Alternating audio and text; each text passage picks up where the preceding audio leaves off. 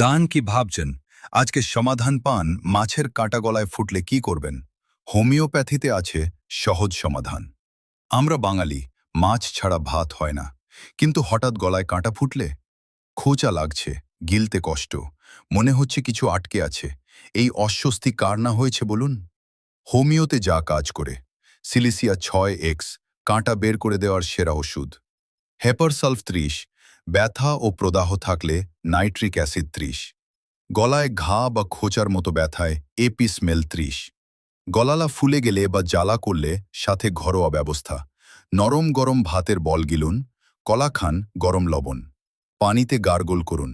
সাবধান, যদি শ্বাসকষ্ট হয়, রক্ত পড়ে বা জ্বর আসে, দেরি না করে অবশ্যই ডাক্তার দেখান। এই পোস্টটি কাজে লাগলে শেয়ার করুন, হয়তো আপনার একটি শেয়ারেই কারো উপকার হবে। Tania homeo clinic, doctor Motiur Rahman.